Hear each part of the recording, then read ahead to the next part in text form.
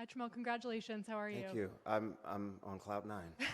You made history as the first Black man to win in this category. What does that mean to you, and how does that feel to, have you let that sink in yet?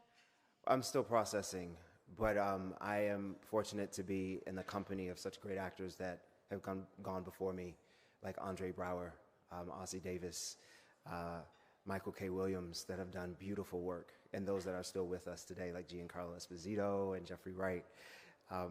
These men, I've been taken by their work for years, and I borrow from them. So I'm just honored to be in the class. Congratulations. Thank you. Okay, second question. We're going to go house right, second row. House left, I apologize. Marielle Turner with Us Weekly. Congratulations, Tramel. Thank you.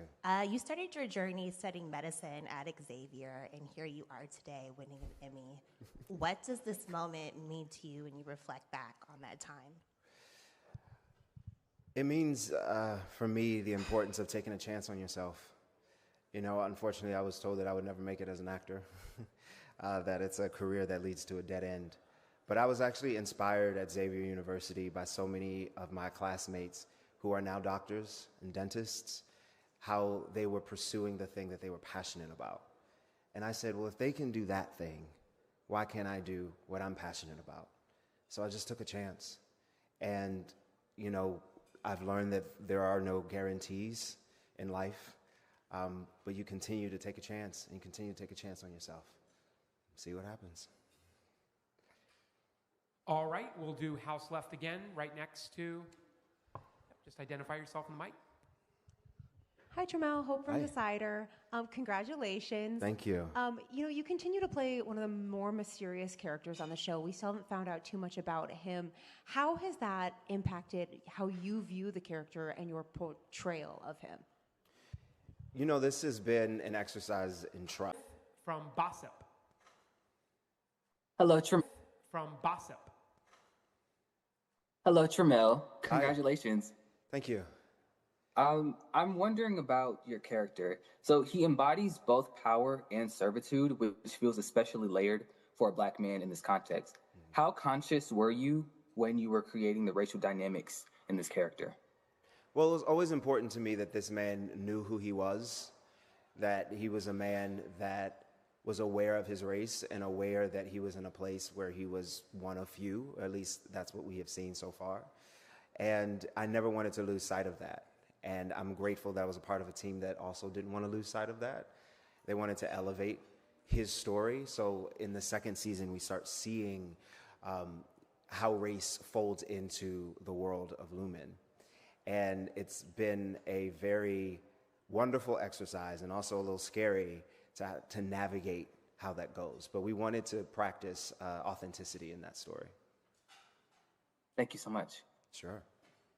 All right, we'll do one more question from the floor. We'll do house right, that gentleman there. Tuxedo, second row. Hi, Kevin Sullivan, Gold Derby. You brought your mother with you. I did. What did she say in the aftermath of the announcement? She was very proud. She's very proud. And her support means everything to me.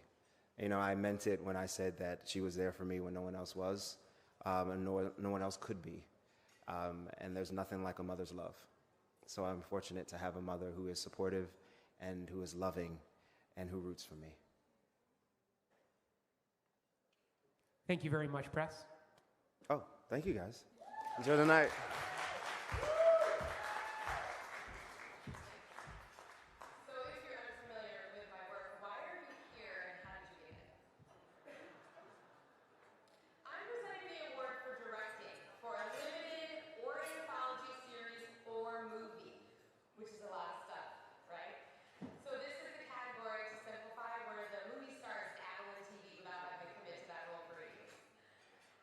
And when was the last time a directing category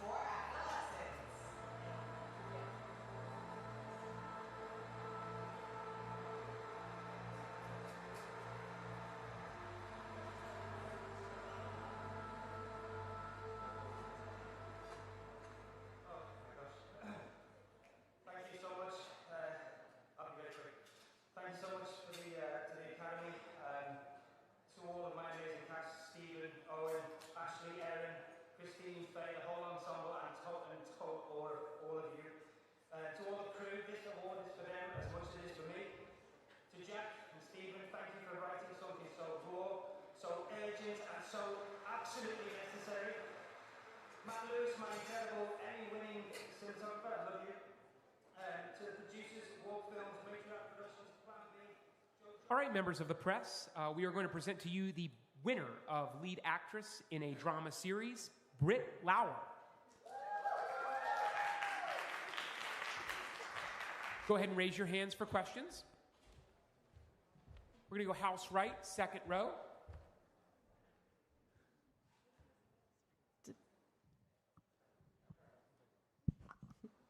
Hi, congratulations, Kevin Sullivan from Gold Derby. Your audition tape recently went viral. What was it like to have that kind of out in the world when it was made for a really specific audience at the time? My gosh.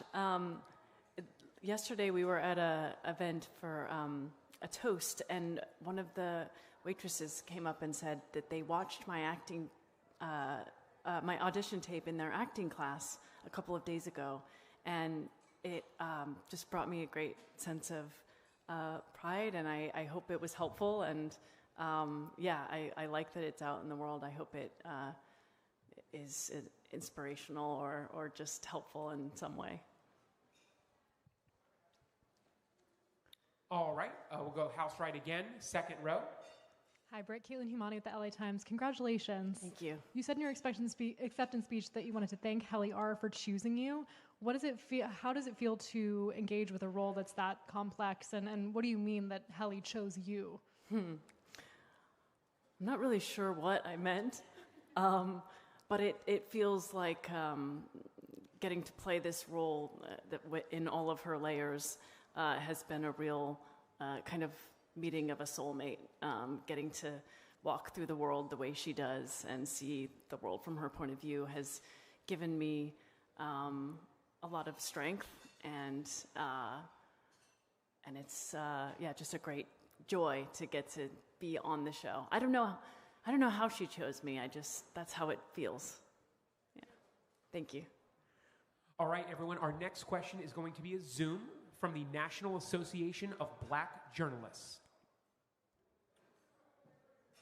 Hi, this is Lakeisha with the National Association of Black Journalists. Congratulations. Oh, thank you. How do you stay motivated and inspired by your work? That's a good question. How do I stay motivated and inspired by my work? Is that what you said? Yes, ma'am. Okay. Well, I have a healthy habit of taking naps every day after lunch, and that helps me clear my brain. I like to do creative stuff that has nothing to do with acting at all, like playing my ukulele and doodling, and I like to spend a lot of time in nature, for which I find a lot of inspiration. Thank you. I don't know where you were coming from. I couldn't see your face, so it felt like you were kind of like Lumen, talking to me from just a disembodied voice in the room. But thank you for your question. All right, everyone, we're going to do one more Zoom question from Ashley Friedman from the Nerd Reactor.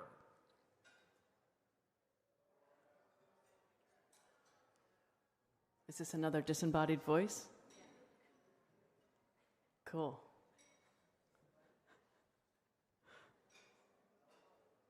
All right, we're going to go ahead and take one more for the house. Apologize for that. Okay. Why don't we do house left, first row? Second row, sorry. Hi, Rachel from Bustle. My question is, do you have a place where you're going to put your trophy? Oh, wow. Oh, I hadn't thought about it. Okay, the first thing that came to mind is I have a travel trailer that I've spent a lot of time in, driving across the country back and forth. Maybe it goes in there. Thanks for the question to think about. Thank you, everyone. Thank you. Thank you all. This feels so formal. I feel like I'm at like a speech debate right now. Bye.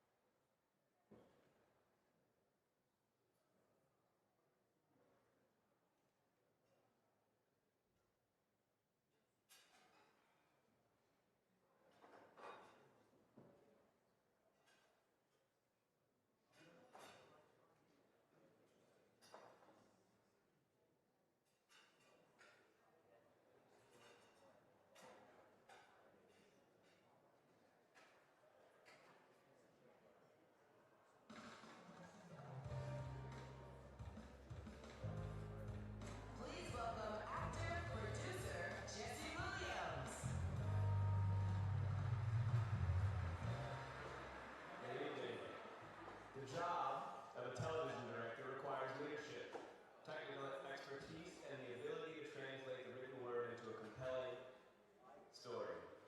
By guiding both the actors and camera into the telling of a cohesive experience, preferably without real pedigree.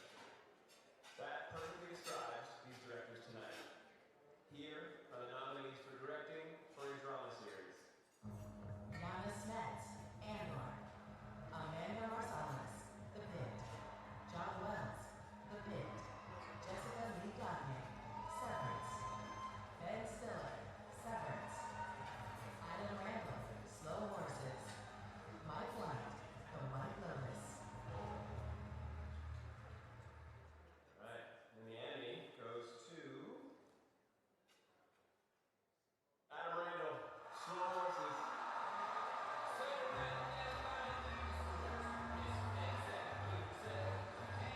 This is the first Emmy win and nomination for Adam Randall.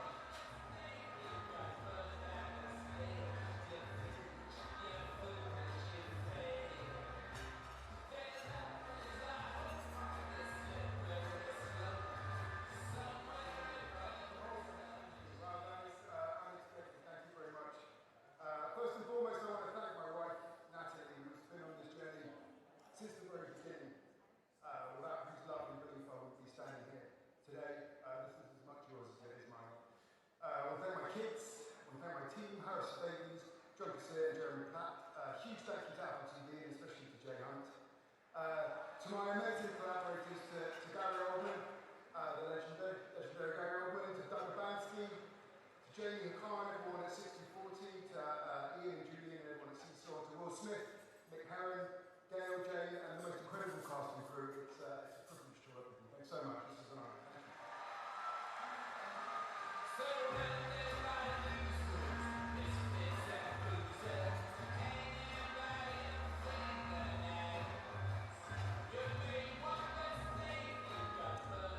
All right, we're moving along pretty well. I got a little backup plan for this speech thing.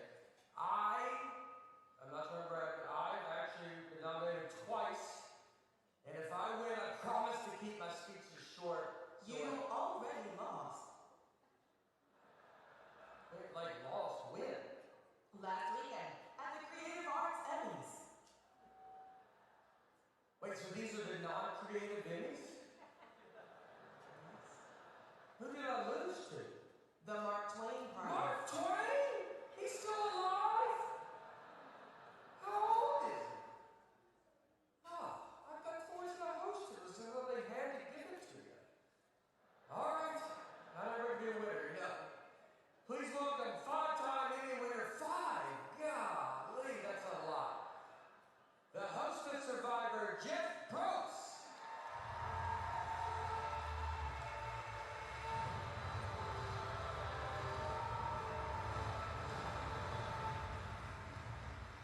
During Survivor's 25 years on CBS, 50 seasons of our show, with the world watching, contestants must outwit, outplay, and outlast the competition until one takes home the prize. Tonight is no different, with two tribes that both have dug deep in their quest.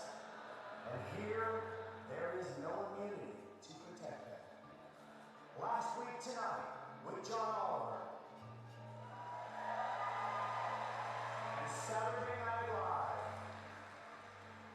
do you both know the prize you are playing for? All right, well, the votes have been tallied. The sole survivor for the scripted variety series trophy in Emmy's 77th season is Last Week Tonight with John Oliver.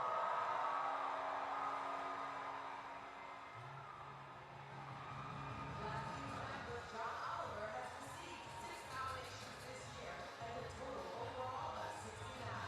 This year's nominations are included. All right, members of the press, we are going to give you the producing team for Traitors.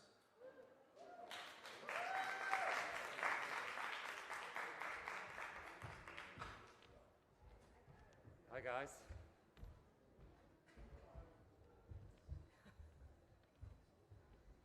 All right, if you guys like to go ahead and raise your hands for questions.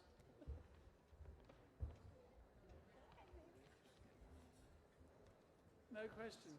Anyone? Okay, house right, second row. Hi, guys. Congratulations. What an exciting night. I'd love to hear from anyone on what it feels like to be a part of this show that has become appointment TV, this true cultural phenomenon amongst a lot of people who come back to the series and are just so, it's part of the conversation in a real way. Yeah, I think we all feel really, really lucky to make the show. When we go up to film the Traitors in Scotland, we're up in the Highlands for quite a long time, away from all of our family and all of our friends. And so we kind of become a Traitors family ourselves. It blew us away, the reaction that the show got when we first made it. And we just feel really lucky to continue making it and to have such success. All right, next we'll do house right, first row. Please announce your name and your outlet. Hi, Michael Schneider with Variety. Congratulations, guys. Tell us a little bit more about the civilian version, what to expect, how different will it be from the Emmy Award-winning main version of the show, and how excited are you to try something new? I mean, the civilian version will be different. Do you know what the thing is about Traitors is every series so far, every season so far has been so different. Of course we do twists, of course we change the missions, but the main thing is who walks through those castle doors. And even more so this year, that will be different with the non-celebrities. So who knows what's going to come? We're going to be excited for the depth of character, for the different people. We love the Peacock version, we love the celebrity version, but we're so excited to see normal people come into that castle and play it completely differently. The thing is, what I'd say about Traitors is we never know what's going to happen. As producers, that's what's terrifying. We never know the outcome, so who knows? I think it's also the fact that it will matter more to them. I mean, All right, we're going to do one more question. House right again, first row. To the right. Just want to ask, can I be cast for the civilian version? And can I be a traitor, if so?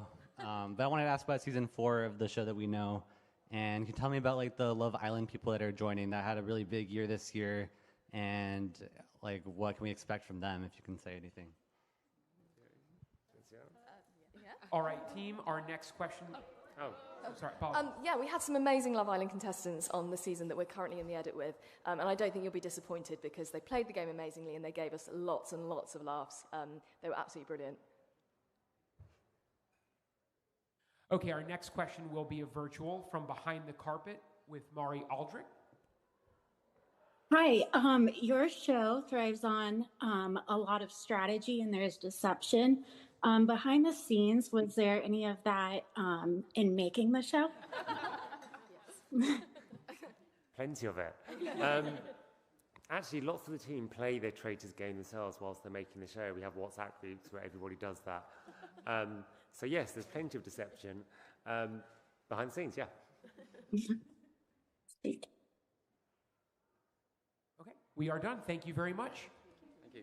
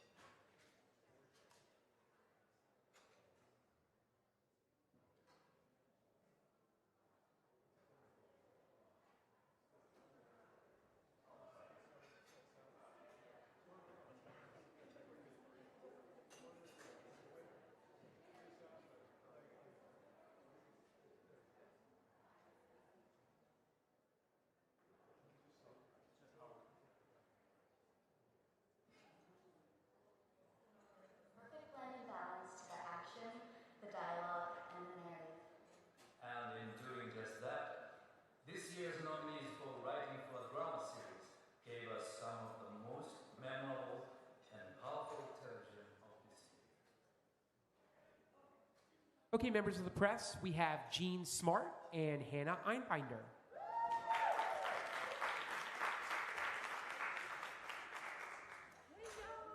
All right, team. First question is going to be house left, second row. House left. Hi. Should I be holding? Oh, no, you have. Okay. Hi, Hope Sloop for Decider over here. Hi, guys. Oh, hi. Hey, Hi, Hope. congratulations. So happy to see Hannah. You finally get that win, and the pair is united in this moment. What does it feel like? How did you guys react when you saw each other walk off that stage with that trophy in your hands? I believe I screamed. I screamed. It very was loud. so. Can you hear me? Am I close enough? Get a little closer. Okay. It was so wonderful and meaningful because, we feel like representations of like hundreds of people who work very hard on this show, and when we are honored, we feel like they're honored as well. And so it's like the feeling is not just of like a singular win, a solo win. It's ours, it's Paul, Jen, and Lucia's, it's our crew's. Like, it just feels nice to like kind of bring it home to them, you know? Well, you won because I said you were incomparable. That's Oh, why great. you won. Thank you for that, by the way. Just want to get some credit. Thanks. Thank you. Thank you. Okay, next question, house left, first row.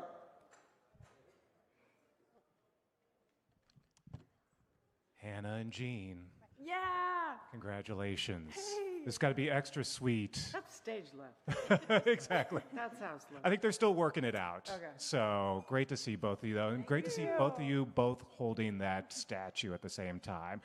So congratulations. That's the shot. That's the money They should shot. have made a two-headed one. Yeah. A two-headed Emmy. So we have another season to look forward to.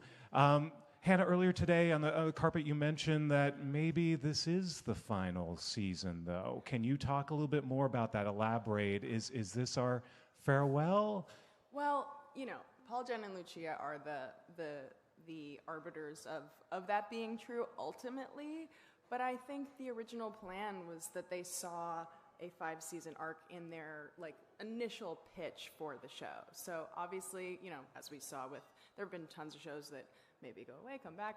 I don't really know, but from because we don't know how it ends. We don't. Yeah, we don't even to this day We know like to how be it ends. surprised. Really? Yeah, and we we have start no idea. shooting in a week. So, yeah. I think I have a sex change operation, and you fall in love with you deeper. Probably.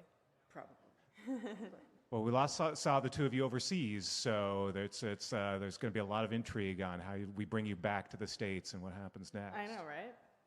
More will be revealed. Stay tuned. All right, Indeed. thanks. Hijinks ensue. Indeed. All right, and then next question, we're going to do house left, front row. Okay, then we're going to take a virtual next. Danny Blondie.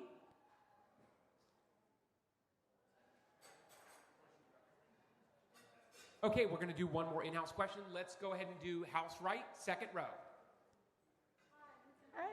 Hi. Just say your name and outlet, please. This is Mandalit Del Barco with NPR. Thank you. Hi. Congratulations to both of you. Thank you. Yeah, Hannah, I wanted to ask you, when you were up on stage, you talked about Palestine, and I know you signed a pledge, too. Can you talk about that, please? Yeah. So, I thought it was important to talk about Palestine because it's an issue that's very dear to my heart. I have friends in Gaza who are working as frontline workers, as doctors right now in the north of Gaza to provide care for pregnant women and for school children to create schools in the refugee camps. And it's an issue that's really close to my heart. For many reasons, I feel like it is my obligation as a Jewish person to distinguish Jews from the state of Israel because our religion and our culture is such an important and long-standing,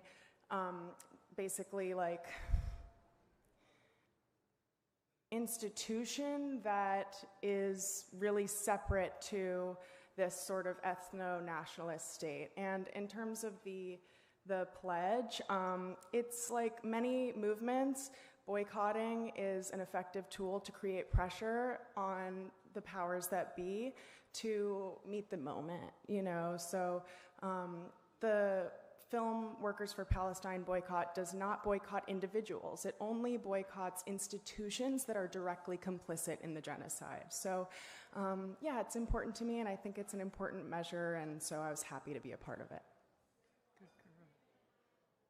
One more question for the room. Raise your hands. Let's do house right, first row. Just say your name and your outlet, please. Hi, Tyra with the Television Academy Foundation. Hi. Congratulations on the win. Thank now you. that you received this win, what's something that you would go back and reassure your younger self now that you have this award?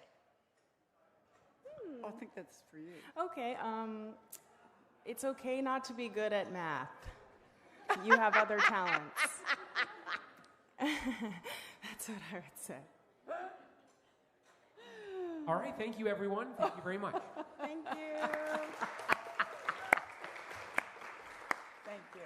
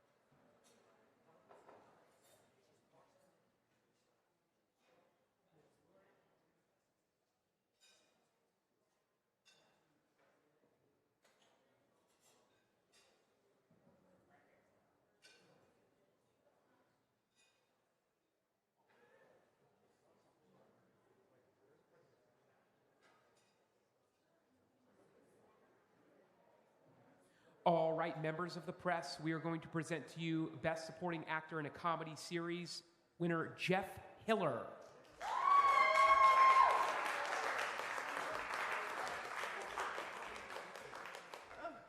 All right, go ahead and raise your hands for questions, and please remember to say your name and your outlet. Let's go ahead and go house left, second row, middle.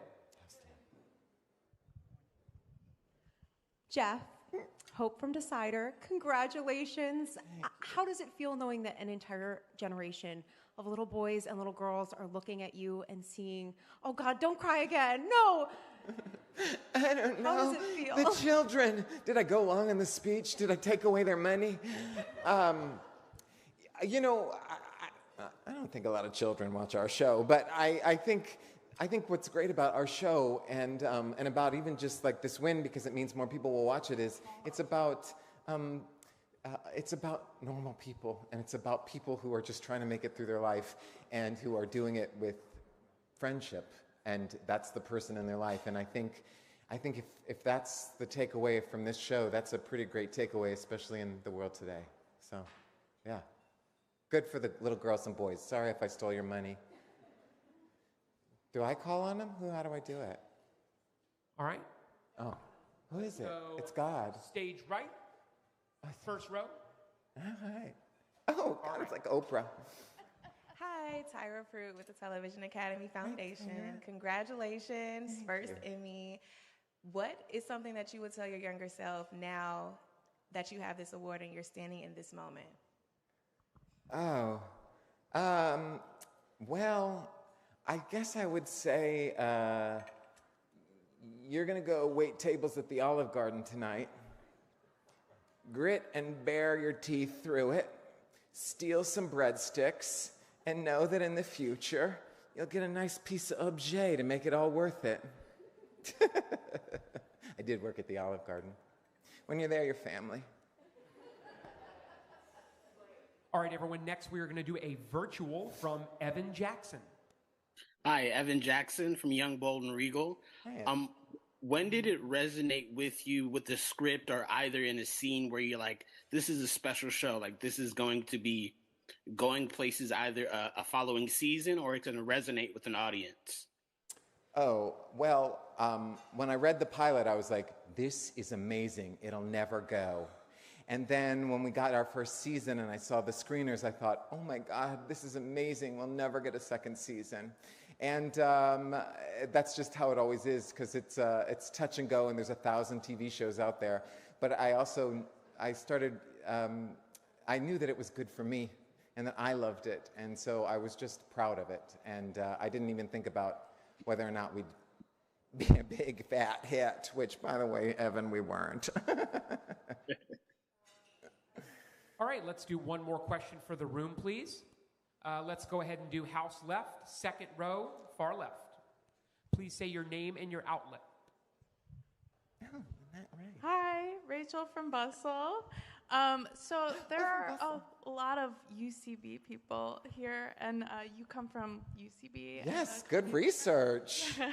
Well, I also did UCB. Do you have any advice, or is there anything from UCB that really helped you to get to be where you are right now? Well, I do think that, I know that everyone thinks like, because everyone has one friend who's like, come to my improv show, and you're like, oh God, why?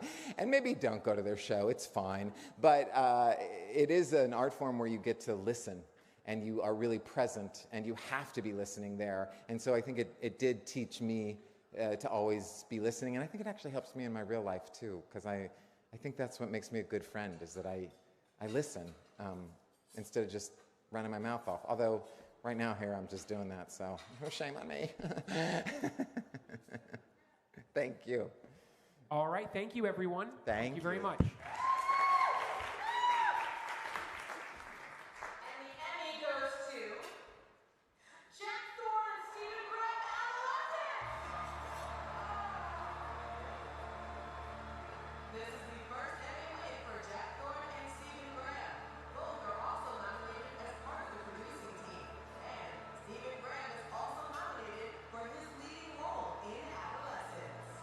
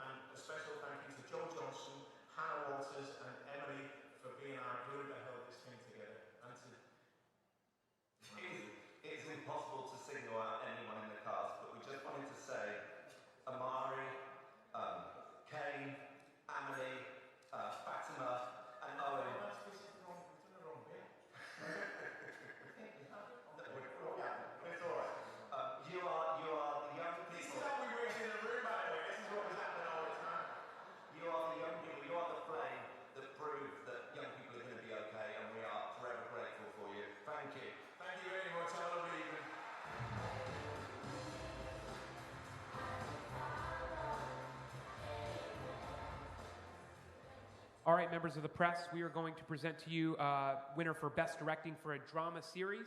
That's going to be Adam Randall for Slow Horses. Taking questions from the room, please raise your hands.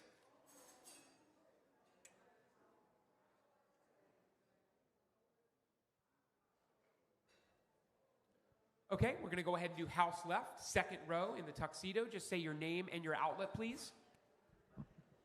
Hi, Kevin Sullivan from Gold Derby. Congratulations. What does it mean for you to specifically get called out for your work on Slow Horses in particular from across your career? Sure. I mean, it means a huge amount. I'm incredibly proud of it. It's my first TV job, actually. And it took a long time to break into the TV industry. It was like a members club that I sort of circled around, wondering how'd you get inside. And then a number of people took a punt on me, and I was able to just do what I do, and so to be standing here is incredibly surreal and very proud. All right, our next question is going to be a virtual from the National Association of Black Journalists.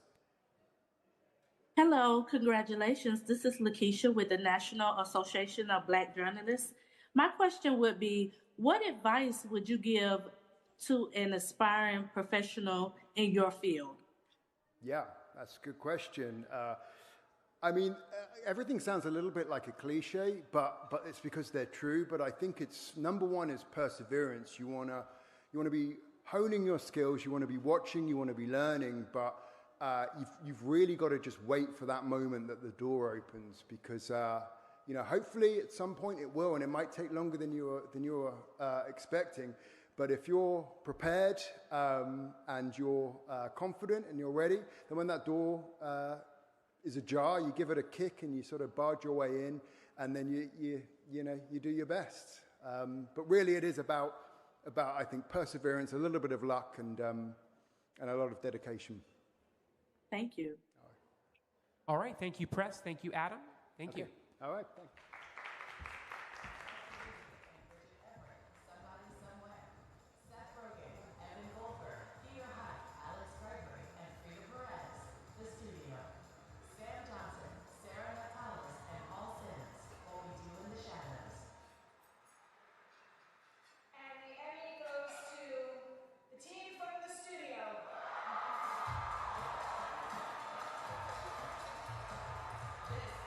All right, members of the press, we are going to give you Best Directing for a Limited or Anthology Series. Winner, Philip Barantini.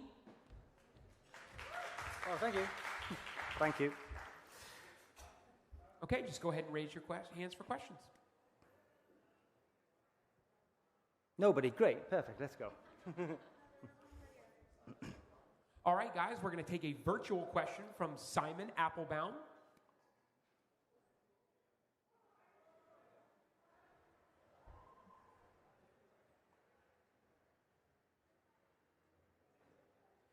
Here comes that virtual from Simon Applebaum.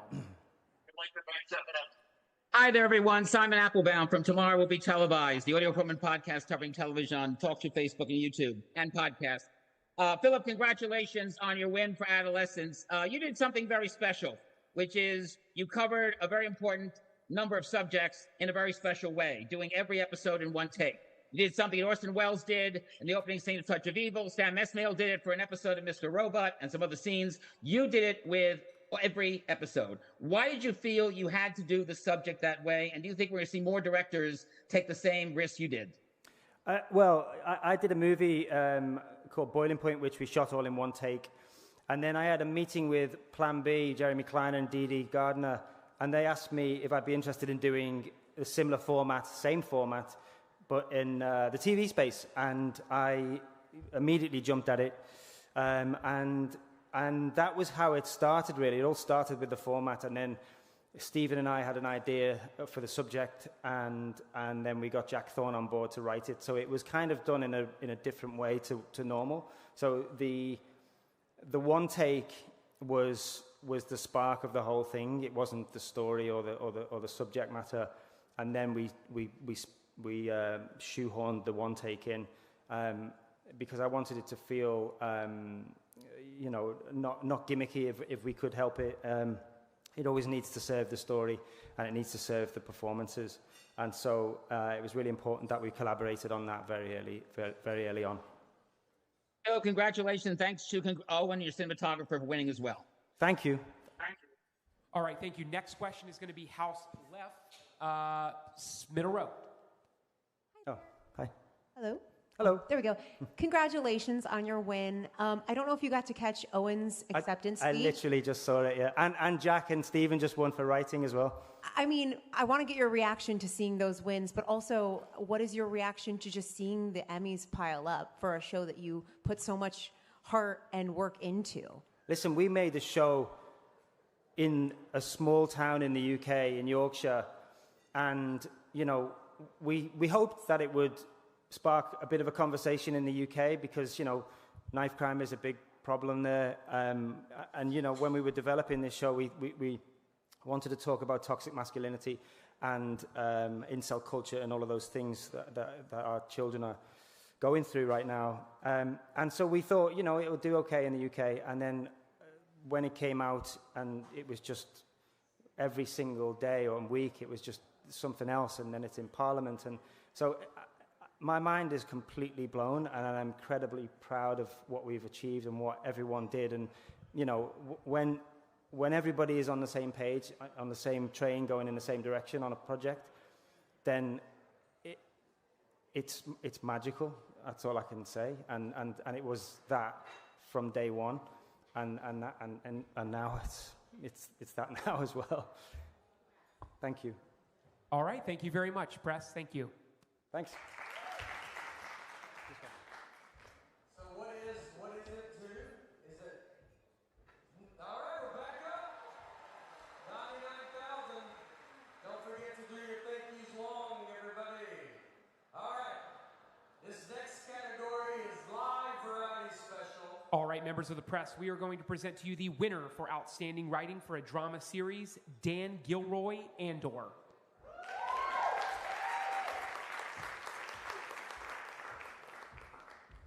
All right, taking questions from the floor, please raise your hands. Hello. All right, let's go ahead and do house right, second row. Hi, Caitlin Kamani at the LA Times. Congratulations. Thank you. I appreciate that. Andor is such an incredible series, and I think a lot of the conversation around it this year has been about the frightening parallels that we're seeing with our world right now. Can you speak to the way that what it was like to see audiences react to the parallels that we're seeing between the series and real life? Well, I think, like I said in my acceptance speech, the audience seemed to engage on a level beyond watching.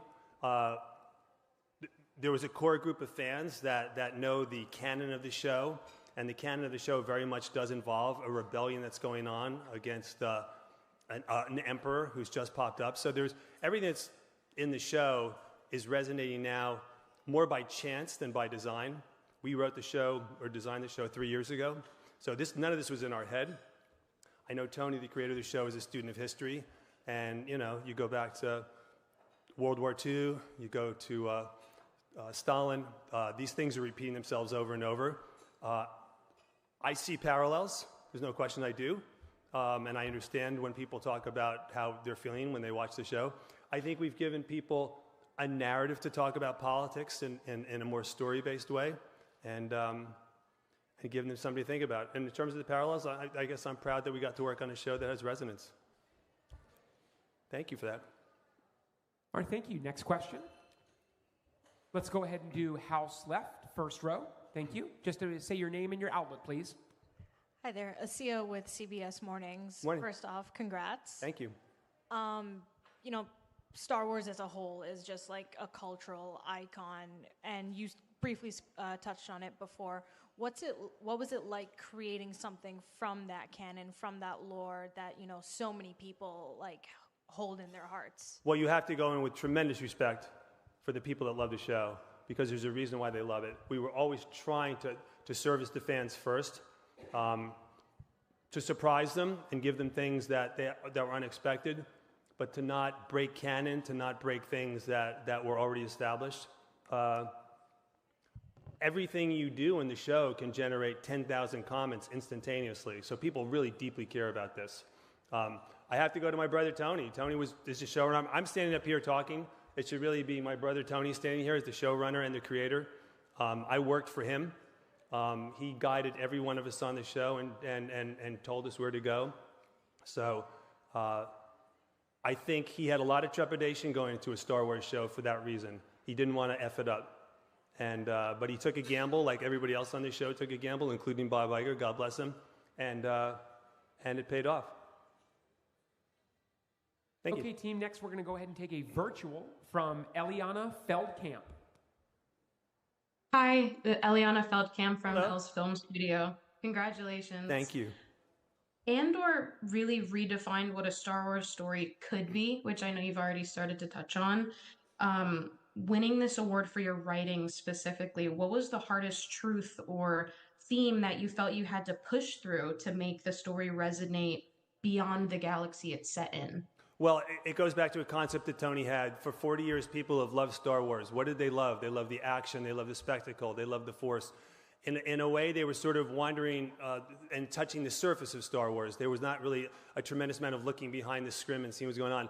So coming onto the show, our job was to track ordinary people who are caught in extraordinary circumstances, who are making life-altering decisions based on beliefs.